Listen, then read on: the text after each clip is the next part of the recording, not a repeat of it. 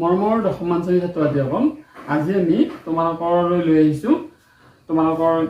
6 number পাঠৰ প্ৰথমটি উপবাদ্য। উপবাদ্যটি হৈছে ইয়াত কৈছে তোমালোকৰ যদি এটা ত্ৰিভুজৰ এটা বাহু সমান্তৰালকৈ তোমাৰ ৰেখা হ'লে আন দুটা বাহু দুটা নিৰ্দিষ্ট বিন্দুত ছেদ কৰে, তেনেহ'লে সেই বাহু দুটা একে অনুপাতত সেই বিন্দুত একে অনুপাতত বিভক্ত হ'ব। গতিকে এই যিটো উপবাদ্য আছে 6.1 বুলি কৈছে, সেই উপবাদ্যটোৰ বিষয়ে আজি সেই উপবাদ্যৰ প্ৰমাণটো আমি ইয়াত তোমালোকক দেখাবলৈ চেষ্টা কৰিম। গতিকে আটাইয়ে মন দিবা আৰু বুজিবলৈ চেষ্টা কৰিবা। এতিয়া প্ৰথম কথাটো হৈছে যে এটা ত্ৰিভুজ আমি ধৰিছোঁ ABC এটা ত্ৰিভুজ। ইয়াৰ এই ত্ৰিভুজটোৰ BC বাহুৰ সমান্তৰালকৈ এটা বাহুৰ সমান্তৰালকৈ টনা ৰেখা বুলি কৈছেতো। গতিকে BC বাহুৰ সমান্তৰালকৈ টনা ৰেখা এইডাল L ৰেখা।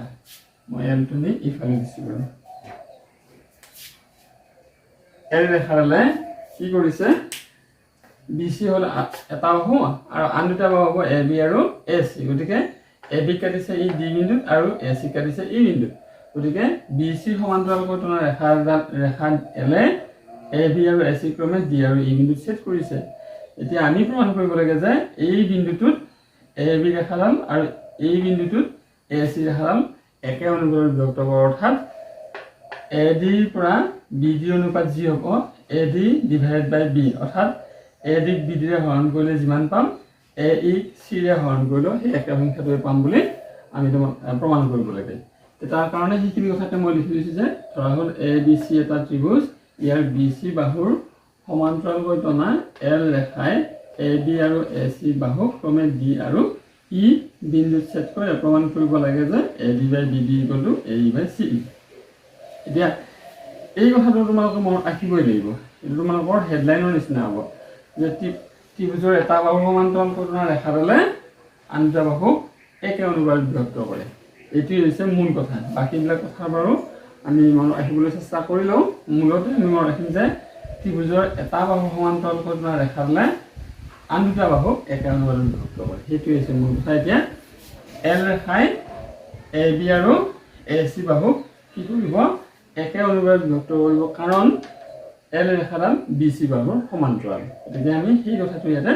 প্ৰমাণ কৰি দেখুৱাম। আৰু তাৰ কাৰণে কি কৰিলোঁ, অকণমান অংকন কৰিছোঁ। অংকনত কি কৰিলোঁ, এই অংকনটোৰ উদ্দেশ্যটো আকৌ আমাৰ ত্ৰিভুজৰ যিহেতু কালি ওলাম, কালি কিয় ওলাম আকৌ সেই কথাটো আহিব। আমাক AD বাহু লাগে, BD বাহু লাগে। AD বাহু হৈছে এইটো, BD বাহু হৈছে এইটো, AE বাহু হৈছে এইখিনি আৰু CE বাহু হৈছে এইখিনি। গতিকে আমি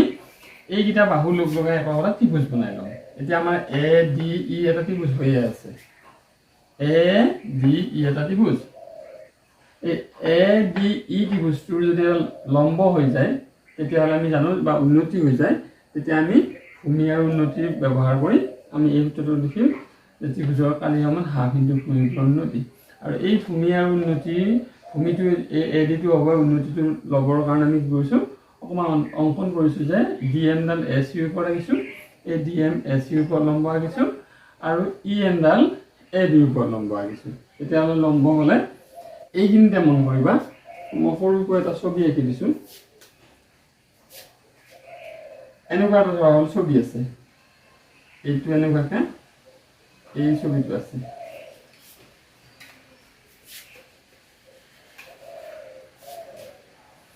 পিছলৈ কৰিবা নহয়, এনেকুৱা ধৰণৰ ছবি কি হয়, এনেকৈ লম্ব আঁকিলে হ'ব,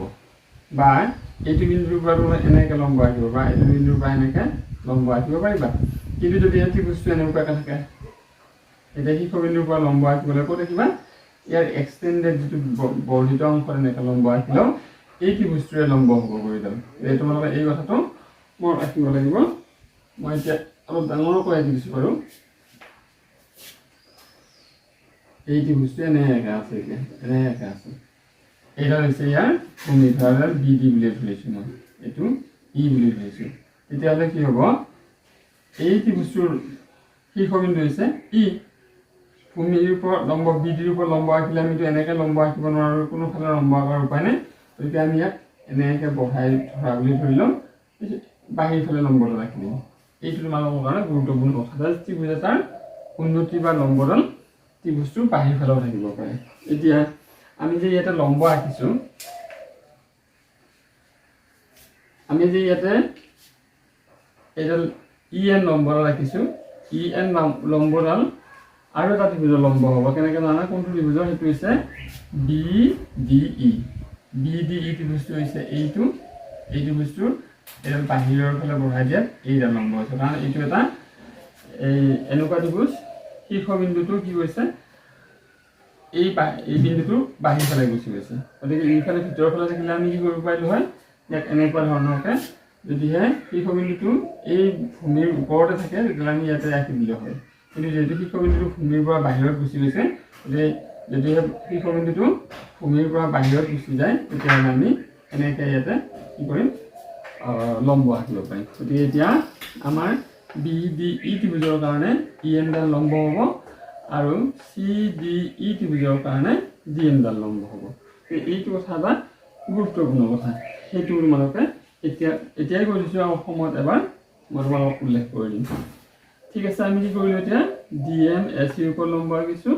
EN ABৰ ওপৰত লম্ব আঁকিলোঁ আৰু লগে লগে DC আৰু BE সংযোগ কৰিছোঁ সংযোগ কৰা হ'ল সংযোগ কৰাৰ লগে লগে ইফালে ত্ৰিভুজ হ'ল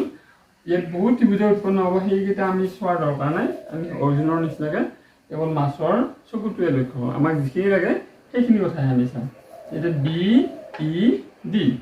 BED এটা ত্ৰিভুজ বা BDE এটা ত্ৰিভুজ এই ত্ৰিভুজটোৰ কাৰণে এইডাল হ'বগৈ লম্ব আৰু CDE ত্ৰিভুজটোৰ কাৰণে DM হ'বগৈ লম্ব ঠিক আছে আমি এইখিনিলৈকে স্পষ্ট হ'লোঁ এতিয়া আমি তাকে লিখিছোঁ প্ৰমাণত আমি জানো যে ত্ৰিভুজৰ কাৰণে হা বিন্দু ভূমিটো নদী এতিয়া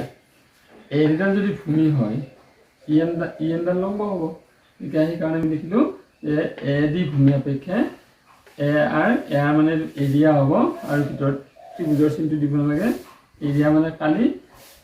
AR ADE ত্ৰিভুজটোৰ কালি কিমান হ'ব হা বিন্দু ভূমি হ'ল AD আৰু উন্নতি হ'ল EN গতিকে আমি হা বিন্দু ভূমিটো উন্নতি লিখিলোঁ আৰু ইয়াক 1 নম্বৰেৰে নামাঙ্কিত কৰিছোঁ ইয়াৰ পিছত আমি কি কৰিছোঁ আমি AE ভূমি আপেক্ষে সেই একেটা ত্ৰিভুজৰ ADE কালি উলিয়াইছোঁ AE ভূমি আপেক্ষে তেতিয়া কি হ'ব ভূমি যদি AE হয় DMডাল কি হ'বগৈ এই DMডাল ইয়াৰ লম্ব হ'ব গতিকে AE আৰু DMক AE ভূমি DM লম্ব হিচাপে কালি ওলালে সেই একেটা ত্ৰিভুজৰে কালি হ'ব half into AE into DM এইটো 2 নম্বৰ সমীকৰণ দিছোঁ এইটো এতিয়া মই একেটা ত্ৰিভুজৰ কালি লৈ বেলেগ এই ইয়াৰ কালি আৰু ইয়াৰ কালি বেলেগ হ'ব নেকি বাৰু যেহেতু একেটাই ছবি তোমালোকে এইডাল ভূমি ইয়াক ভূমি আৰু ইয়াক লম্ব বুলি কালি উলিওৱা বা ইফালে এনেকৈ ভূমি বুলি এইডাল ভূমি বুলি এইডাল লম্ব বুলি ধৰি কালি উলিওৱা সেই একেটাই উত্তৰ কালি অৰ্থটো হৈছে এই ভিতৰৰ জেগাখিনিয়ে যিহেতু কোনফালে কোনটো বাহু ব্যৱহাৰ কৰি কৰিছা আৰু এই তোমালোকে এনেকৈও লম্ব আঁকিব পাৰা এনেকৈ লম্ব আঁকি এইডাল ভূমি ধৰি ৰাখিব পাৰা উত্তৰটো কিন্তু একেটাই ওলাব তথাপি আমি প্ৰয়োজনৰ ক্ষেত্ৰত ইয়াতে দুফালে দুবাৰ ওলাইছোঁ যিহেতু আমাৰ উত্তৰত কি আছে যিটো আমি দেখুৱাব লগা হৈছে AD আৰু AE দুটা বাহুৱে আছে সেইকাৰণে আমি দুফালে দুবাৰ ভূমি হিচাপে ব্যৱহাৰ কৰি ইয়াক কালি উলিয়াইছোঁ ইয়াৰ পিছে আহিল আমি তলৰ যে এটা ত্ৰিভুজ ওলাইছোঁ BDE এই ত্ৰিভুজটো কালি ওলাব লাগিব তেতিয়াহ'লে মই আগতে তোমালোকক কৈছোঁ যে BD ভূমি যদি BDE ত্ৰিভুজটোৰ ভূমি যদি BDE ত্ৰিভুজৰ ভূমি যদি BD বুলি ধৰা হয় তেতিয়াহ'লে লম্ব হ'বগৈ EN এতিয়া ইয়াৰ কালি হ'বগৈ half into BD into EN 3 number সমীকৰণ একেদৰে CDE ত্ৰিভুজটো ভূমি যদি EN CE হয় তেতিয়া লম্ব হ'বগৈ DM গতিকে আমি ইয়াৰ কালি ল'লোঁ AR CDE বুলি লিখিছোঁ half into CE into DM ইয়াক 4 নম্বৰ দিলোঁ এতিয়া আমি প্ৰয়োজনৰ সাপেক্ষে কথাখিনি কৰি যাম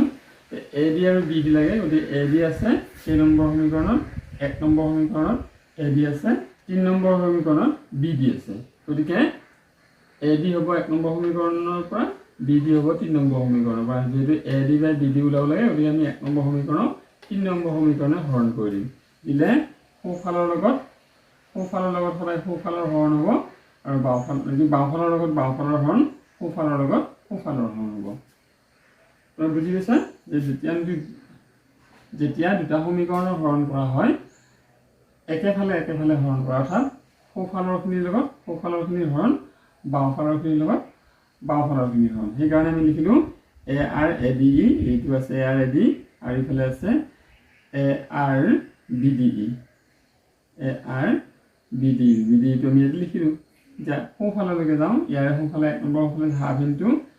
এ ডি ইনটু ই এন ইয়াত half into A D into E N আৰু 3 নম্বৰ সোঁফালে গৈ আছে half into B D into E N half into B D into E N লিখিলোঁ যিটো হাফ একে ই এন একে A D by B D ল'ব গতিকে এইটো আমি 5 নম্বৰ সমীকৰণ দিলোঁ ঠিক একেদৰে 2 নম্বৰ সমীকৰণত কি আছে 2 নম্বৰ সমীকৰণ আছে ই এন আছে আৰু 4 নম্বৰ সমীকৰণত কি আছে চি এ 2 নম্বৰ সমীকৰণ আছে এ ই আৰু 4 নম্বৰ সমীকৰণ আছে চি ই গতিকে আমাক এ ই বাই চি ই লাগে 2 নম্বৰ সমীকৰণক আমি 4 নম্বৰ সমীকৰণে হৰণ কৰি দিম দিলে কি ওলাবগৈ A R A D E 2 নম্বৰ আছে আৰ এ ডি সোঁফালে বাওঁফালে আছে এ আৰ এ ডি আৰু ইফালে 4 নম্বৰ সোঁফালে আছে বাওঁফালে আছে এ আৰ চি ডি গতিকে A D by C D আমি লিখিলোঁ আৰু বাওঁফালে কি আছে half into A into D M আৰু 4 নম্বৰটো half into C into D M এই দুটা আমি লিখি দিছোঁ এই একে একেখিনি আমি নোহোৱা কৰি দিলোঁ দি এতিয়া কি কৰিছোঁ আমি এ ই বাই চি যিখিনি ৰৈ গ'ল ৰৈ যোৱাখিনি আমি ইয়াতে এ ই বাই চি এইটো কাটা যাব হাফে হাফে কাটা যাব A E by C E N half half কাটা গ'ল গতিকে এইখিনি ৰৈ গ'ল এতিয়া আমি দেখিলোঁ যে আমাৰ যিখিনি প্ৰয়োজনীয় আছিলে A D by B D A E by C E আমি পালোঁ কিন্তু ইহঁত সমান হৈ ওলোৱা নাই এতিয়া 5 নম্বৰত পালোঁ এটা 6 নম্বৰত পাইছোঁ এটা এতিয়া ইহঁতক সমান কৰিবৰ কাৰণে এটা আমাৰ মাত্ৰ উপায় আছে সেইটো হৈছে যদিহে এই বাওঁফাল দুটা 5 নম্বৰৰ বাওঁফালটো কি আছে A R A D E by A R B D আছে আৰু 6 নম্বৰৰ বাওঁফালটো কি আছে A R A D by A R C D ইহঁত দুটা যদি একে মানৰ হয় ইহঁত দুটা যদি সমান হয় বা ইহঁত দুটা হৰণ কৰি যে একে সংখ্যা পোৱা যায় তেতিয়াহ'লে ইহঁত দুটাৰ মানুহ সমান হ'ব আমি সেই কথাটো এইখিনিৰ লগত সমান কৰাৰ কথাৰ বিষয়ে চিন্তা কৰিম এই লক্ষ্য কৰিলে তোমালোকে দেখিবা যে ওপৰত যি দুটা আছে 5 নম্বৰ আৰু 6 নম্বৰ সমীকৰণ যিটো বাওঁফালৰ ভগ্নাংশ আছে ওপৰৰ দুটা একে ৰাখি A R A D A R A D গতিকে দুটা একে হ'ল ইয়াৰ মান দুটা একে হ'ব ধৰিলোঁ আমি ইহঁতৰ মান এ আৰ এ ডি ইকুৱেলটো আমি ধৰিছোঁ এ আৰ এ ডি ইকুৱেল ধৰিলোঁ মই এনে 10 বুলি ধৰিছোঁ ইয়াৰ মানটো 10 ইয়াৰ মান হ'ল 10 ঠিক আছে এতিয়া এই দুটা যদি একে হ'ল আমি যদি এ আৰ বি ডি আৰু এ আৰ চি ডি সমান বুলি ক'ব পাৰোঁ এতিয়া A R B D A R C D অৰ্থাৎ ভাজ্য দুটা সমান এতিয়া ভাজক দুটা যদি সমান হয় ভাজ্য মানে এ আৰ এ ডি আৰু এ আৰ এ ডি বুলি কৈছোঁ আৰু ভাজক মানে আছে A R B D A R C D বুলি কৈছোঁ এই হৰণ কৰিবলগীয়া সংখ্যা দুটা একে মানৰ কিন্তু হৰণ কৰা সংখ্যা দুটা যি দুটাই হৰণ কৰিব সেই দুটা একে হয়নে নাই আমি পৰীক্ষা কৰি চাম ইহঁতক যদি লক্ষ্য কৰাৰ বাবে দেখিবা ইয়াতে বি ডি ই আৰু চি ডি ই বুলি লিখিছোঁ গতিকে দুটা ত্ৰিভুজৰে এটা বাহু সমান আছে এইটো হৈছে D E B D E আৰু চি ডি ই এই দুটা ত্ৰিভুজৰে এটা বাহু সমান হৈছে ডি ই বাহুটো সমান আৰু ডিটো যদি আমি ভূমি বুলি ধৰোঁ এইটো যদি আমাৰ ভূমি হয় ডিটো ভূমি হ'লে কি হ'ব এতিয়া এই এল ৰেখাডাল আৰু বি চি ৰেখাডাল সমান্তৰাল আগতে পাইছোঁৱে গতিকে দেখিলোঁ এতিয়া বি ডি ই আৰু চি ডি ই ত্ৰিভুজ দুটা ভূমি একে আমি দেখিলোঁ বি ডি ই ত্ৰিভুজটো আৰু চি ডি ই ত্ৰিভুজ দুটাৰ ভূমি একে আৰু ইহঁত দুটা ত্ৰিভুজে একে দুটা সমান্তৰাল অৰ্থাৎ বি চি আৰু এলৰ মাজত অৱস্থিত বি চি আৰু এলৰ মাজত অৱস্থিত গতিকে আমি আগতে পাইছোঁ যে একে ভূমি বিশিষ্ট আৰু একে দুটা সমান্তৰালৰ মাজত অৱস্থিত ত্ৰিভুজৰ কালি সমান হয় আমি 9ত পাইছিলোঁ ত্ৰিভুজৰ সমান্তৰালৰ কালি সম্পৰ্কীয় উপপাদ্য এতিয়া আমি লিখিলোঁ আমি জানো যে একে ভূমিৰ ওপৰত আৰু একে সমান্তৰালৰ মাজত থকা ত্ৰিভুজৰ কালি সমান এতিয়া দেখিলোঁ যে বি ডি ই আৰু চি ডি একে ভূমি আৰু একে সমান্তৰালৰ মাজত আছে গতিকে সিহঁতৰ কালি সমান হ'ব অৰ্থাৎ এতিয়া আমি কি পালোঁ যি দুটা ভাজ্য সেই দুটাও সমান যি দুটা ভাজক সেই দুটাও সমান গতিকে ইয়াৰ ধৰা হ'ল আমি এতিয়া ধৰিছোঁ এ আৰ বি ডি ই আৰু এ আৰ চি ডি ই বুলি ধৰিলোঁ বাৰু ইহঁত দুটাৰ মান আমি 2 বুলি ধৰিছোঁ দুটা যেহেতু সমান দুটামান 2 বুলি মই ধৰিছোঁ ওপৰকেইটা 10 আছিলে এইটো 10 হ'লে 10ক 2 ৰে হৰণ কৰিলে 5 পাম এইটো 10 আছে 2 ৰে হৰণ কৰিলে 5 পাম অৰ্থাৎ ইহঁতৰ হৰণফলটো সমান হ'ব তেতিয়াহ'লে ইহঁতৰ মান যদি সমান হয় ইহঁত দুটাও সমান হ'ব সেইকাৰণে আমি ইয়াত দেখিলোঁ যে 5 6 আৰু 7 ৰ পৰা পাম AR AD by AR BD equal to AR AD by AR CD কাৰণ কি ওপৰ ৰাশি দুটা একে আৰু এই দুটাও সমান বুলি আমি মাত্ৰ ইয়াতে লিখিছোঁ ইহঁতৰ কালি সমান ইহঁত দুটা যদি সমান হয় তেতিয়াহ'লে কি হ'ব ইহঁত যাৰ সমান আছিল সিহঁতো সমান হ'ব এইটো কাৰ সমান আছিলে AD by BD সমান এইটো কাৰ সমান আছিলে AE by CD সমান যদি ইহঁতো সমান আৰু সেইকাৰণে এইটো প্ৰমাণ কৰা হ'ল বুলি লিখিব পাৰোঁ হেন্স প্ৰুফ এইখিনি আমি কৰিবলগীয়া কথা কিন্তু ইয়াৰ পৰা আমি কি শিক্ষা পাম সেইটোহে আমাৰ প্ৰয়োজনীয় কথা আমি ইয়াৰ পৰা এটা কথাই প্ৰমাণ কৰিব পাৰিম যদিহে যিকোনো এটা ত্ৰিভুজৰ এটা বাহুৰ সমান্তৰালকৈ কোনো এটা ৰেখা টনা হয় আৰু সেই ৰেখা তাৰে যদিহে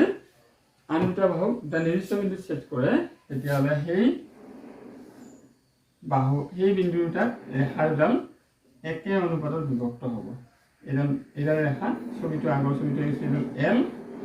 এই D বুলি দিলোঁ এইটো E বুলি দিলোঁ এতিয়া যদি L ডাল BC সমান্তৰাল হয় তেতিয়া DE ডালো BC সমান্তৰাল হ'ব DE ৰে যেহেতু অংশ DE সমান্তৰাল BC তেতিয়াহ'লে এইখিনিৰ অনুপাত